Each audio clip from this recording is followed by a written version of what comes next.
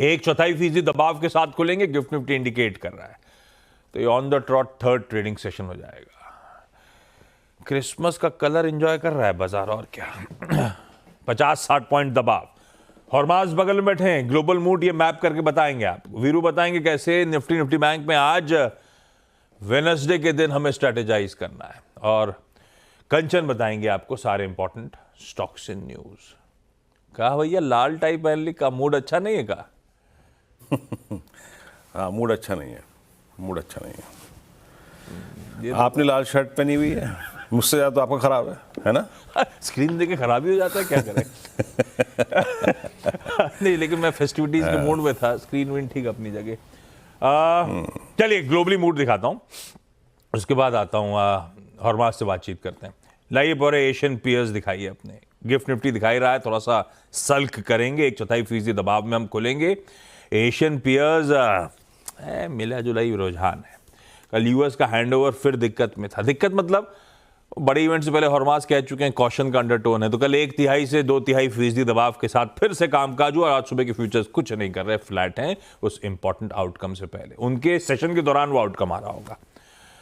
हॉर्माज good morning, क्या चल रहा है, क्या नजर रखें, कैसे क्यूज हैं? गुड मॉर्निंग आशीष। और नज़र तो आज फेड पर ही रखनी है, उस पर तो कोई दो राय नहीं है। सारा मामला जो है वो आज रात तक साफ हो जाएगा और कल सुबह हम उस पर रिएक्ट कर रहे होंगे। मगर कल जो है बाजार का जो कॉशियस अंडरटोन था वो जारी रहा और 9वें दिन लगातार डाउ जोन्स में कल गिरावट देखने मिली। ये डाउ गिर रहा है, ये नैस्डैक और एसएनपी फिर भी आउट परफॉर्म कर रहे हैं। फिर भी आउट परफॉर्म पिछला कोर्स करेक्ट कर रहे हैं। बीच में डाउ आउट परफॉर्म कर रहा था, नैस्डैक पिट रहा था। तो वो ओल्ड इकोनॉमी वाले स्टॉक्स से थोड़ा सा निकलकर फिर से जो है वो बिग टेक के शेयरों में पैसा लगा रहे हैं लोग। तो इस वजह से रोटेशन टाइप हो रहा है। रोटेशन हो रहा है, कोई ऐसी बड़ी बात तो नहीं है। मगर 9वें दिन लगातार डाउ में गिरावट देखने मिली और 1978 के बाद ये पहली बार इतनी बड़ी गिरावट हमें डाउ में देखने मिली, इतनी लंबी गिरावट। और 1600 अंक अब गिर चुका है ये 9 दिनों में डाउ जोन्स। और 4 दिसंबर वाला वो दिन था जब 45,000 के ऊपर पहली बार बंद हुआ, तो उस दिन के बाद से गिरता ही चला जा रहा है डाउ। और उस वजह से भी कल S&P 500 और डाउ ने भी कल अंडर परफॉर्म करा, क्योंकि बिग टेक के शेयरों में कल थोड़ी सी मुनाफा वसूली देखने मिली। एनवीडिया जो कि पहले से ही करेक्शन टेरिटरी में जा चुका है, वो अब और करेक्शन टेरिटरी में गया है, कल भी गिरावट के साथ बंद हुआ। ब्रॉडकॉम में इतनी बड़ी रैली के बाद थोड़ी सी मुनाफा वसूली देखने मिली। तो एक कॉशियस सेशन रहा वॉल स्ट्रीट पर, आप कह सकते हैं, क्योंकि बाकी सारे पैरामीटर्स में कोई बदलाव नहीं आया।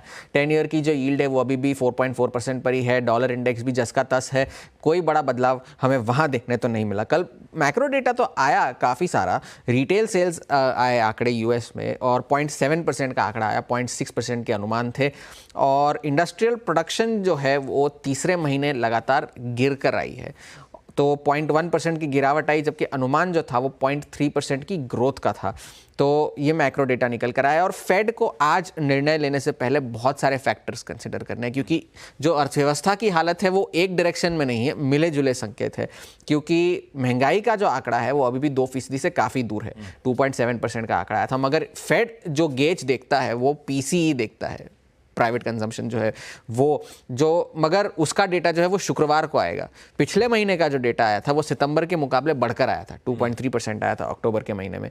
लेबर मार्केट अभी भी टाइट है, जॉबलेस क्लेम्स थोड़े से बढ़े हैं, मगर नॉन फार्म पेरोल्स का डेटा तो अच्छा था पिछले महीने के हिसाब से। और जो सबसे बड़ा फैक्टर जो फेड को कंसिडर करना है वो ये है कि ट्रंप साहब के आने के बाद जो टैरिफ लगाएंगे या टैक्स कट करेंगे, वो इन्फ्लेशनरी इम्पैक्ट जो होगा उसके बाद बाजार क्या या पॉलिसी का क्या हाल होगा, उस पर फेड को बहुत गंभीरता से चर्चा करनी होगी। और ये सब क्लैरिटी आज हम रात को जेरोम पावेल से शायद सुन सके, क्योंकि एनालिस्ट का भी ये कहना है, जो बोफा के CEO है बैंक ऑफ अमेरिका के, उनका कहना है कि आज के कट को मिलाकर और 2 रेट कट्स और 3 रेट कट्स एक्चुअली आ सकते हैं, 25 बेसिस पॉइंट्स के।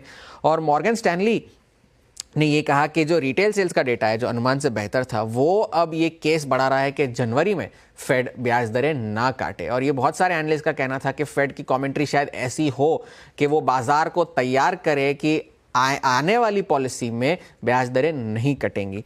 तो ये तो फेड की बात रही, बहुत बड़ा ट्रिगर है आज का। बाकी सारे सेंट्रल बैंक्स भी देखने वाले होंगे क्योंकि यूके में आज नवंबर के जो महंगाई के आंकड़े हैं वो आएंगे। बैंक ऑफ इंग्लैंड ने जो रेट ब्याज दरें कटनी थी उसकी जो एस्टिमेट्स है वो 90% थे सोमवार को, वो अब घटकर 25% हो गए हैं।